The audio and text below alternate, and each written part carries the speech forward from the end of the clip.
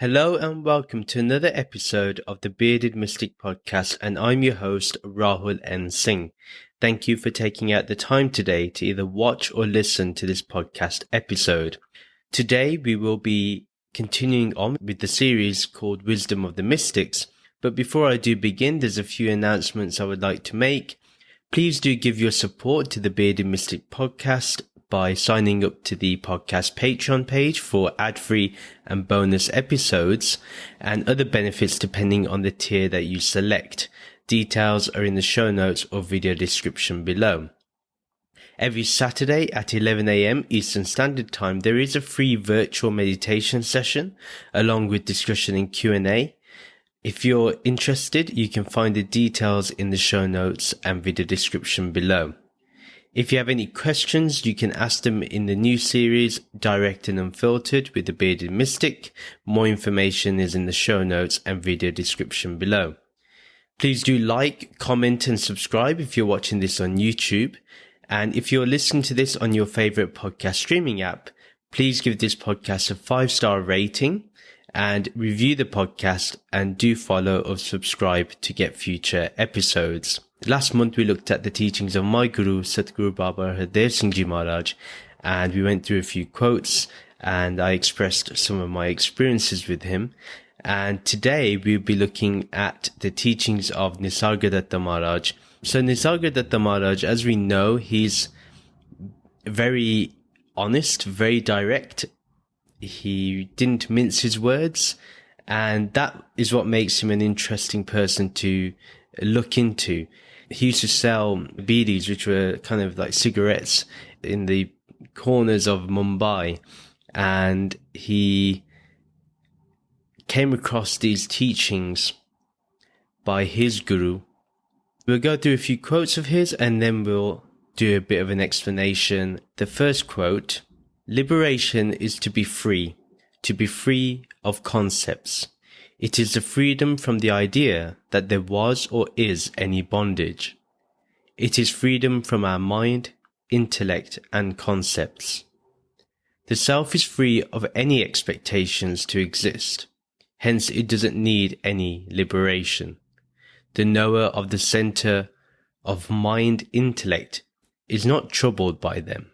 The mind, intellect only affects the body identity. First of all, what we can understand from here, and just in general, the whole purpose of spirituality is to be free from conceptual understanding. And that is what makes Nisargadatta Maharaj very appealing for a lot of people, because he does break you away from certain concepts. In fact, he didn't compromise on any level, and that's what made him quite interesting. I understand now his appeal, because if you look at people like Sam Harris, who may be, considered an atheist, but he finds the writings or the sayings of Nisargadatta Maharaj to be quite interesting. So this says a lot about what Nisargadatta Maharaj is and what he represents, that he's able to even break free from the mold of the spiritual master or spiritual guru concept that people can have. The whole purpose of spirituality is to be free from conceptual understanding. And the whole purpose of utilizing concepts is to help us understand more and eventually get to the level of insight that's required to understand Brahm Gyan, or the knowledge of Brahman. Now, concepts are very necessary because they do help us to discern, like between the real and the unreal.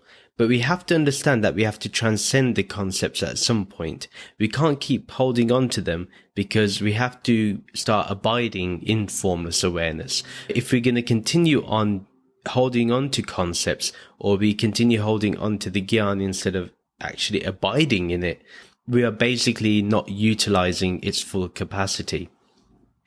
First of all, what we need to understand is, we are consciousness. We are this formless awareness. There's no doubt about it. And therefore, we're not bound by the body and mind. Now, whatever allows the body and mind to function, we are not that. As Ashtavakra Ji says in the Ashtavakra Gita, that if we think we are bound, then we are bound. if we think we are free, then we are free. It is as simple as that. Now, you hear that saying, but if you're going to hold on to it, then there's no point. But if you listen to it, see where it's pointing to, go to that direction where it's making you be aware of the thought of being free, then you realize, well, if the thought that you are free is freeing you, then you just stay in that freedom. That's the whole point, is to stay in the freedom instead of making freedom into a concept of, oh, I experienced freedom yesterday, I need to go to it. No, it's about being in freedom all the time, being in liberation, in Jivan Mukti all the time. To be in formless awareness, we do not need concepts.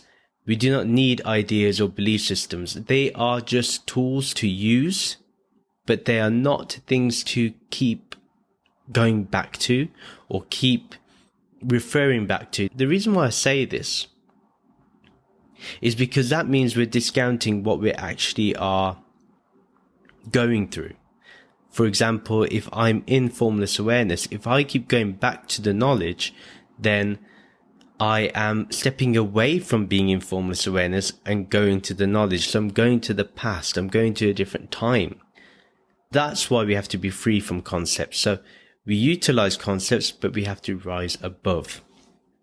The moment we have some expectations of a deity, of some god or some guru, then we cannot know the self, because the self is beyond these mundane expectations that we have. For example, we may expect a deity to listen to our prayers. We may expect a god to accept and give its grace to us and therefore gives us liberation. Or it may be some guru that if we chat to them, our life would be better. Or we may go to a guru and we may be like just holding on to the physical form instead of actually looking at the teachings. When we do that, then we cannot know the self, because we're doing everything we can to distract us from knowing the self. We have to understand that the self is beyond those mundane expectations we have. And also, like, sometimes with a guru, we expect that, oh yeah, when they give us something, maybe then we become realized. No, you have to put in the effort. The guru will point you in the right direction.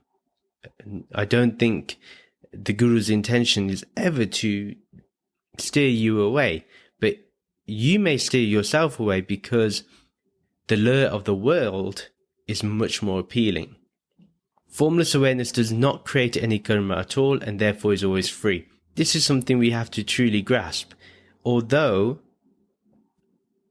we are doing the actions in terms of the body and mind, but in reality, we are actually just watching this happen, being performed through the body and mind. We are the awareness that is observing it, not necessarily the one doing the action. The other way to see it is, you can see that Brahman, Nirgun Brahman, is doing everything. Therefore, again, the body and mind cannot own the action. Therefore, Nirgun Brahman will have to deal with the consequences or the positive results. So even in that, we transcend. Even in that, we are beyond our own actions. Once we rest in this formless awareness, once we start abiding in this formless awareness, then our mind intellect is free. Basically, the manas and the buddhi cannot place its boundaries on formless awareness. Now, the emotional part of us and the intellectual part of us, they are restricted to a certain point, and we have to exhaust them to go beyond them. So don't think that, oh, the manas is bad, I'm going to ignore it. No, you have to utilize the manas to go beyond the manas. You have to utilize the intellect to go beyond the intellect. That's the thing that people don't understand. When we say the truth is beyond your intellect or beyond your understanding, don't relate it to the physical body or the mind. What it's saying is, utilize it, utilize your intellect, and then see what's beyond. Have you actually gone to the end of the intellect and seen where it takes you? The only thing the mind and intellect does is affect the body, but has no impact on formless awareness. So The mind and intellect has an effect on the body. As we know, this happens if you go into depression or if you're ecstatic about something. Endorphins are released. You eat a nice chocolate bar, endorphins are released, which is why I really like Easter, because there's lots of chocolate. But, that's only for the body. But on formless awareness, the witness of all this, the witness of the person eating the chocolate bar, the awareness is not changed. That is something we have to understand, that only the mind intellect will affect the body identity, nothing else. We have to shift the mind to understanding it is formless awareness and not the body. And that's the challenge. The second quote, "Now you have heard that you are Brahman, put it into practice. Normally you take yourself as a man or a woman, as long as you are alive. In the same way, now you remember that you are Brahman. Whereas your body identification leads you to your death, your staying as Brahman saves you. Then time dissolves in you and not you in time. Our self is the same as Guru Deva. That is the only place to surrender."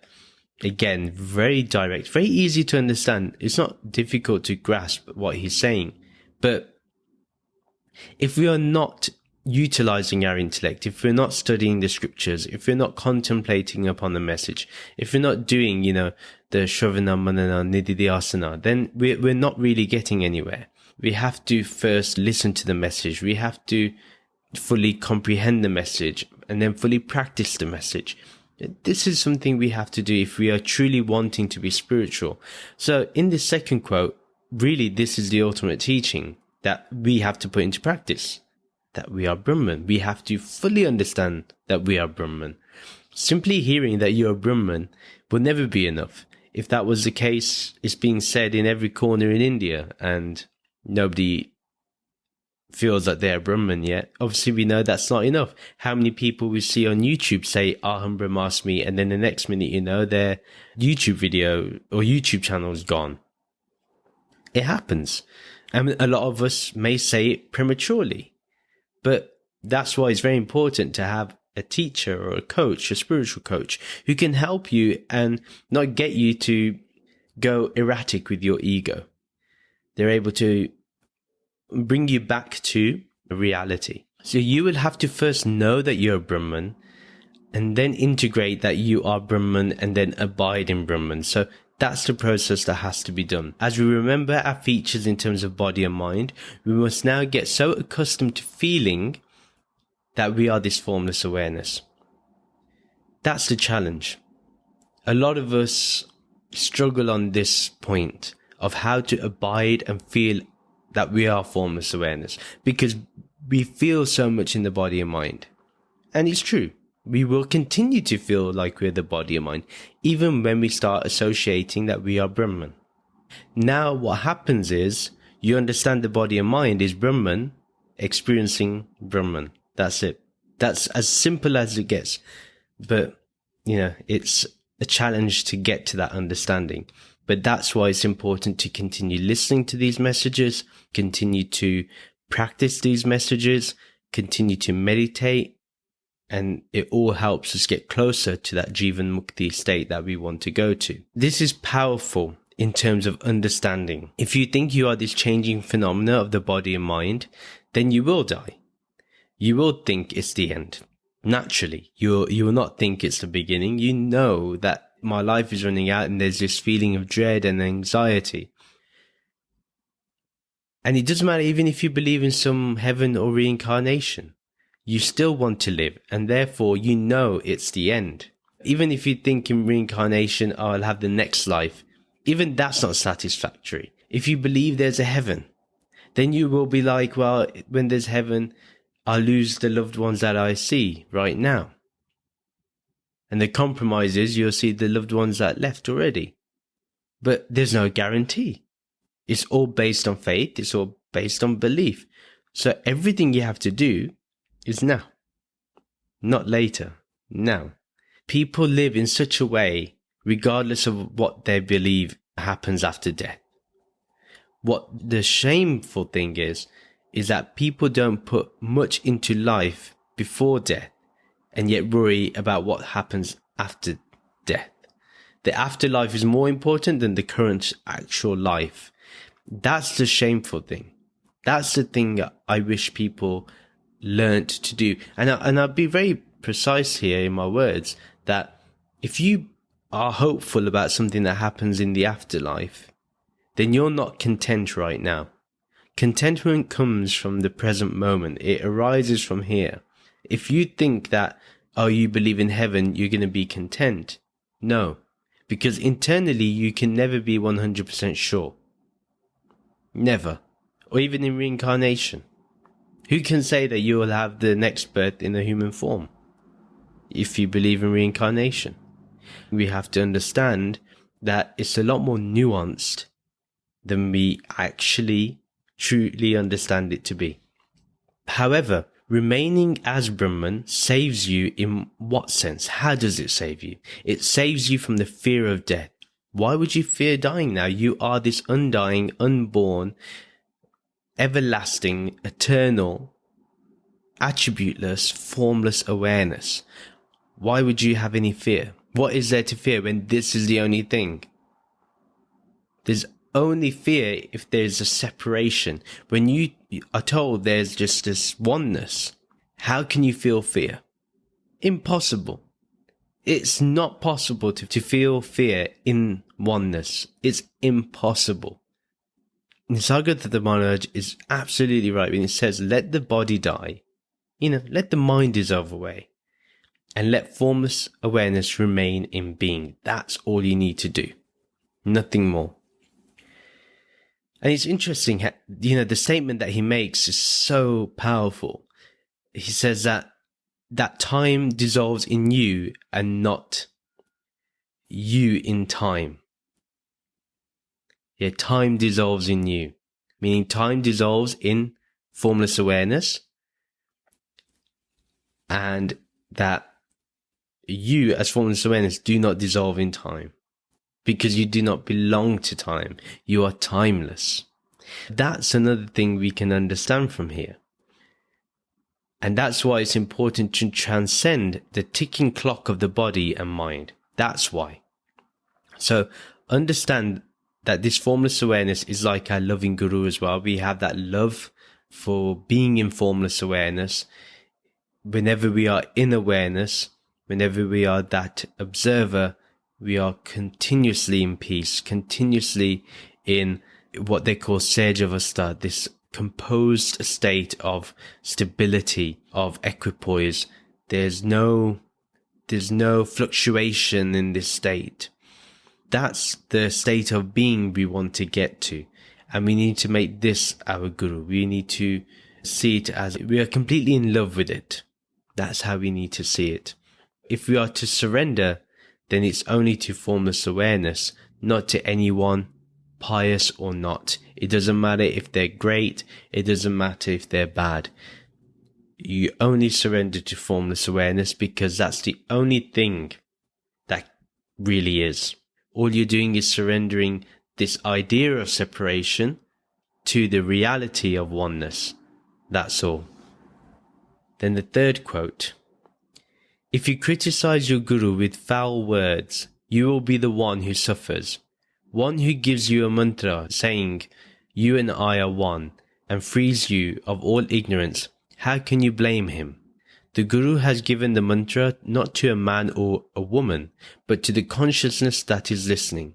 The individual soul is full, but it is suffering due to fear of death. Compassion arises in sages when they see the unnecessary suffering of their devotees. So Nisargadatta Maharaj here is warning us, trying to give that warning, that before you speak ill of a guru, first understand the teaching. See if you fully comprehend the message before you start condemning them, saying what they're saying isn't working, or practice what they actually tell you to do, like utilize the tools that they have. If you're not going to do that, then you're not going to go far. For example, once I was having a conversation with someone and they said they didn't understand the gyan, the knowledge, the wisdom of Brahman. And they said the guru didn't do anything for them. And I said, stop there for a second. So my guru gives these tools of Seva, Sumiran and Satsang. So Seva means selfless service. Sumiran means remembrance or mindful remembrance. And Satsang means keeping the company of the sages. And I asked, did you do those 3 things as the guru prescribed? And the person said, no, I didn't. And I was like, but then how do you expect the Brahm Gyan to, one, be understood and then become a living reality? And that's something that people do not do. They will take the knowledge, but they won't look to practice it. We have to be really careful that before we speak ill of a guru and their teachings, see if we're abiding by it first. Test it out. I've done that. There are certain groups that I have followed, and I've taken, for example, I was critical of the Brahma Kumaris in the last episode in the Thoughts of the Bhagavad Gita. I was critical of them, and that's because I found their philosophy not to be sound. So it's only after fully checking it out, then does one give their point of view. But if you've not fully practiced it, if you're not fully investigated into it, it's not going to take you anywhere. Many people claim that the insights into Brahman or this Brahm Gyan is not correct, but they will not do any of the practices that the Guru suggests, like I mentioned. Multiple excuses are given like, what about my job? What about my family? How can I feed my family? Then at the same time, they are praying to some god. What type of devotees are these? Not true ones, but time wasters. Because they are constantly worried about worldly affairs. And then expect that they should be given literally the highest in spirituality. It's not so easy. And it shouldn't be given so easily. In my opinion, those people that end up doing such things are nothing but time wasters. They are not people who are genuinely wanting to move forward in spirituality. For them, it makes you feel good. It's a good hit of dopamine. That's all. One cannot expect much from them. Like I said, I think it's important to be critical of philosophies. I think it's very important to investigate into them.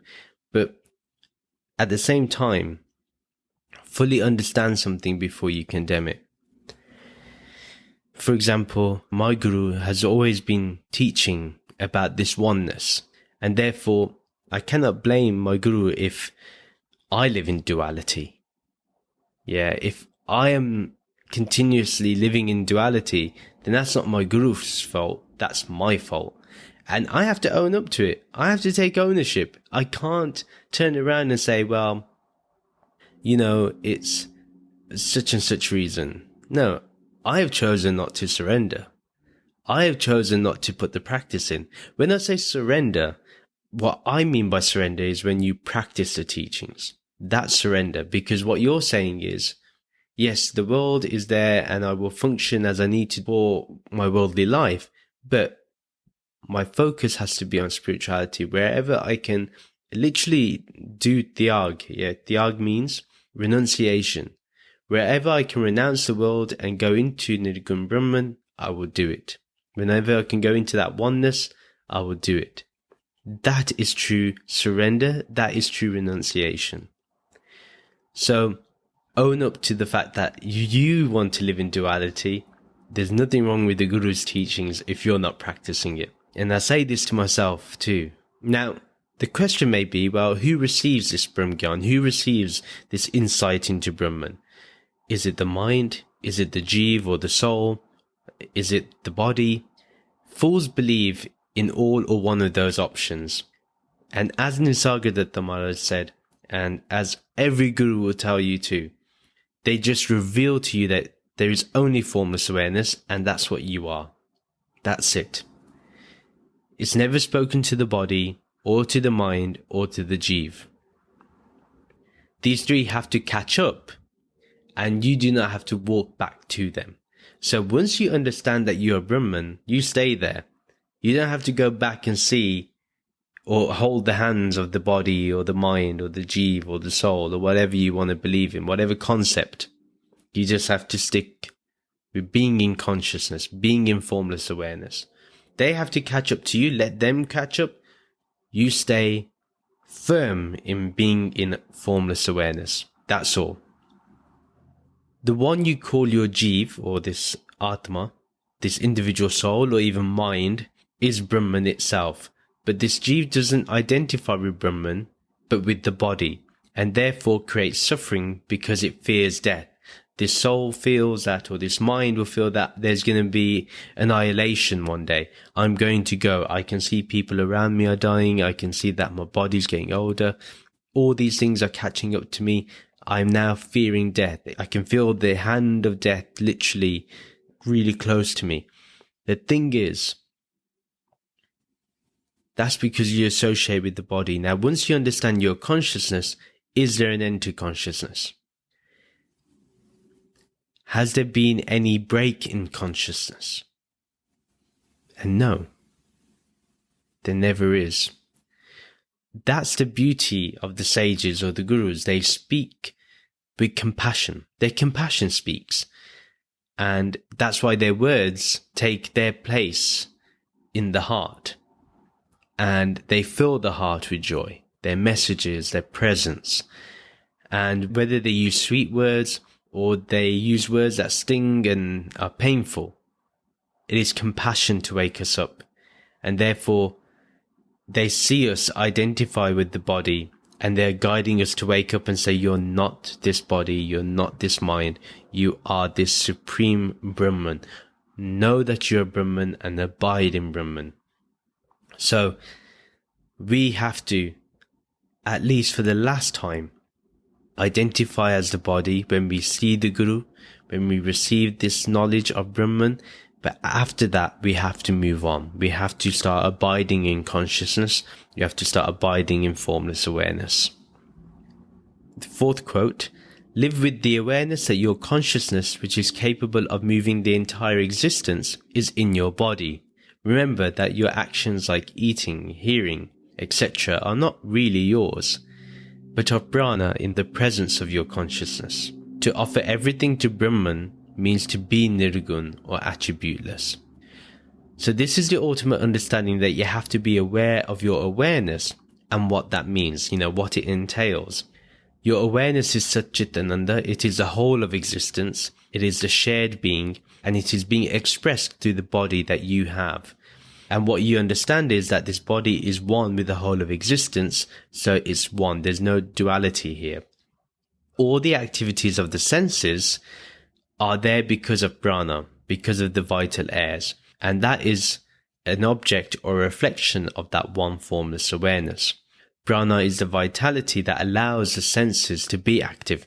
Without the prana, the senses cannot be. They cannot function properly. Therefore, with every movement of the senses, offer it to this Nirgun Brahman, and that way you become attributeless, like awareness itself. It's really simple. That's all we have to do, is offer everything to Brahman, offer everything to this formless awareness, and that is what it means to be attributeless. For example, if you're good at writing, you offer that to Brahman. Brahman is the good writer. Somebody may say it to you, you offer it to Brahman. Someone may say you're a good speaker, you offer it to Brahman.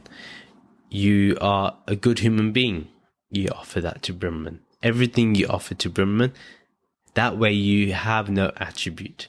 You don't know that you have any of these attributes because you've given them to Brahman. And once you know you're Brahman, then there's nothing left to say. Quote 5. In this world, there is vast knowledge of science and other subjects, and there is continuous learning. One can also learn to do miracles. I did not study all that. Based on the Guru's command, I only studied the self. For me, all other learning lost their meaning. In the absence of faith in the Guru, you would go on changing Gurus, visit Mahatmas and various places of pilgrimage, attending available lectures. Having complete faith in the Guru will free you of the need to go anywhere. This is interesting because if we think about it today, there's a lot of guru hopping, or we see gurus on YouTube and we think we need to follow them, or they may be right because they have so many subscribers and all this stuff.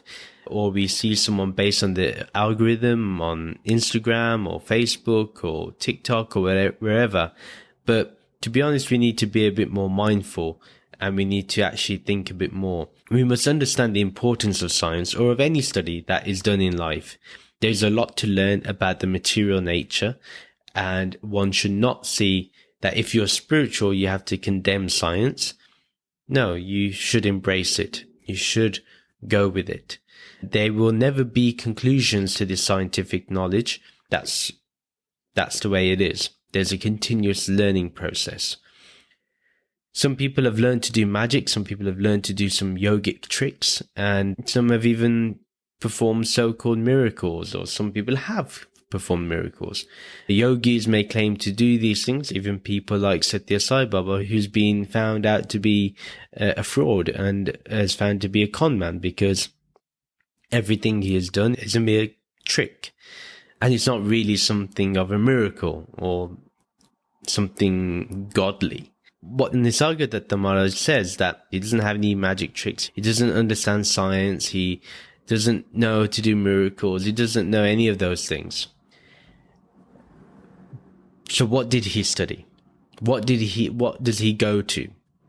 If he doesn't do any of those things, what does he do? So his master told him to study the self. That's it. This Brahman, this formless awareness. And what's interesting is my guru has also told me the same thing, that you focus on awareness. That's it. Be in awareness of the formless as much as possible. That was the teaching given to me, and that's something that I've just ran with. It's the same thing that Nisargadatta Maharaj also had. His guru told him, just be in the self. That was it. He just followed it. And that became his bhakti, that became his devotion, that became his satsang, that became everything for him. And that's the way formless awareness should be once we get that pointing from the teacher, from the spiritual coach, from the spiritual friend. Automatically, the other learnings are nice things to know. They're interesting. But the passion will always be towards formless awareness, because that is unmatched. There's nothing like being in formless awareness. There's nothing more greater than knowing more about formless awareness. Reading the scriptures and just being in the glory of formless awareness. There's nothing greater than that. So you will understand that there's nothing matched to that. Have faith in this teaching of formless awareness. Put your all into it. But if you don't, then you will be guru hopping or guru shopping. And there's a lot of that does go around, like I said earlier. You will see all sorts of wonders as you window shop for a guru, but who is the real one? Who is the one that you should go to? Who is the one that will really take you to the truth? Who doesn't tell you to... So a guru may have certain processes in place, certain practices in place, but what about that guru that can make you see this formless, or perceive this formless, or be in this formless instantaneously? That is the true mark of a teacher, in my opinion, that they should be able to say, okay, there is a way for you to see this directly right now, but utilize these practices. That's still fine. The main key is if someone can tell you that you can get to this truth directly without wasting a single moment of time, that person is true. Who doesn't look at what you do in life, how much money you have, what caste you are, what color you are, what nationality you are, what sexual orientation you are, what your pronouns are. They don't care. They acknowledge all of you. They acknowledge everything about you. And they go forward. And that's the difference. So that's the one thing you need to see. Now, you can go to these seminars, you can go to these lectures, these workshops that people do now, and these courses now that people do online, but you will not improve anything. You will go to all these places of pilgrimage, but forget the primary subject of awareness, the study of your true self. How can I know my true self? How can I be constantly in the awareness of my true self? And that only a guru can do for you. So therefore, truly have full faith in what the guru says about formless awareness alone. That is the one, and that is the only and ultimate teaching. That you are formless awareness. That is the ultimate teaching. So follow yourself as you dissolve into formless awareness.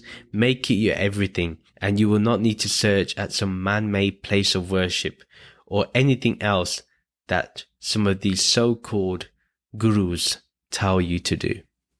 You will be able to achieve the true perception, the true wisdom of formless awareness right now. That's the guarantee that gurus give, the true ones. And the sixth quote, in spirituality there is nothing to gain, nothing to lose, but there is only knowing what is. As you have no form, what is the use of any profit? Whatever you have accumulated as knowledge, throw it away. For self-knowledge, remain still and do discriminate correctly between the true and the false, or the real and the unreal. So this is really the essence of spirituality. You're not gaining anything, nor are you losing anything. What is to gain and lose is only for the body and mind, but not for this ultimate reality. If this body and mind has losses, well, we know that's not true. Because our discrimination will say that anything that changes is unreal. If anything changes, it's unreal. So I don't have to believe in it. It's not real. It's not the reality that I'm seeking. Spirituality shows you what you really are, which is this formless awareness. And as you are this formless awareness, what profit are you going to gain? And what paycheck are you worth? And who cares about your wealth portfolios? Nobody cares. Because in the end, every single body has left empty-handed. But the real wealth is remaining in awareness. That's the real wealth. That not only after death you're in awareness, but during your life, you're in formless awareness all the time. That's the real wealth. Enjoy the wealth of the world. I'm not saying stop working and give up everything for spirituality. No. Earn your living. Get promoted. Do your best. But remember that the real wealth is awareness. That's all. And if we are using knowledge as merely to show how much we know, then we can throw that away. We don't need that.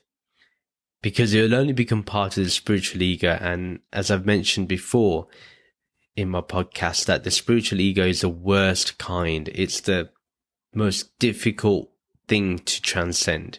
So what would be better is if you have that wisdom of Brahman, use it. Be it. Don't just start utilizing it in the sense of, well, I have this wisdom, so I am better.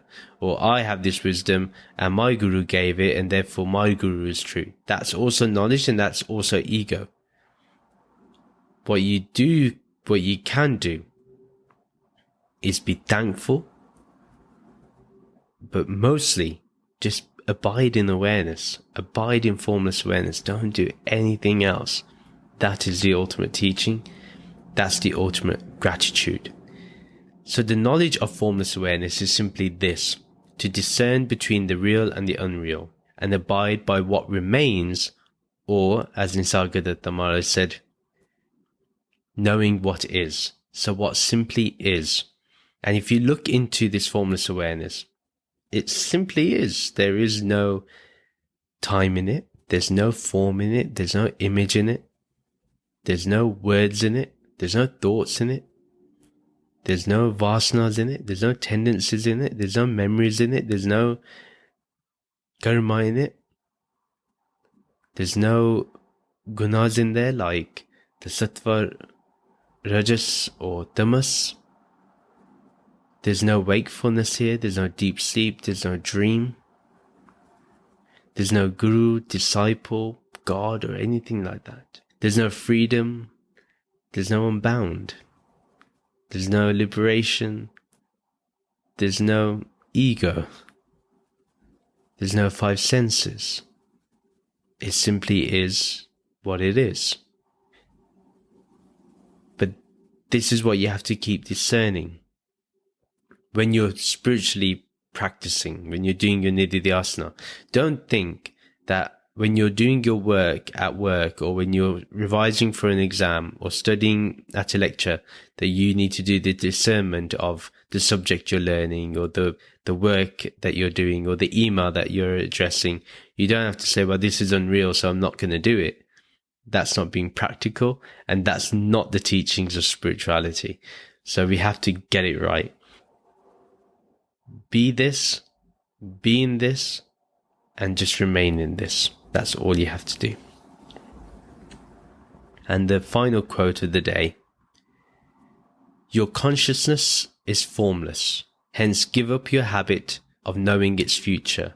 In the body, God is present in his full form, and not in parts. There is no God other than your consciousness. Do your worldly activities as you like it. There is no sin in it. The only sin is to identify with the body. You are the reality and nothing else. And really, there's nothing more for me to add to this quote, but to really meditate upon this, contemplate on it, do true remembrance of it. But a few things I want to mention. There's no parts of God or merging into God. There is only God. And this God that we're talking about is simply formless awareness. There is no need to think of what will happen when I die, as you're not this body. And you are this ultimate formless reality. All you need to do is abide in it. So the message today really is just about abiding in formless awareness. That is our mantra. That is our satsang. That is our remembrance. That is our seva. That's what we serve. That's our love. That's everything. And that's the end of the episode. Please do share this podcast with your friends and family who may enjoy this content. Do follow me on social media to keep getting updates, and you can join the Bearded Mystic Podcast WhatsApp community group to continue the podcast discussion. Details are in the show notes and video description below. If you would like to support the Bearded Mystic Podcast, do check out the podcast Patreon page, and details are in the show notes and video description below. Please do rate this podcast 5 stars on your favorite podcast streaming app, and do leave a review on that very app or on the Bearded Mystic Podcast website. Please do like and comment on this video and subscribe to this YouTube channel, and do follow this podcast on your favorite podcast streaming app too. Thank you very much for listening. We'll end with the Soham and Shanti mantra. Soham, Soham, I am that, I am that. Om Shanti, Shanti, Shanti. Om peace, peace, peace. Namaste.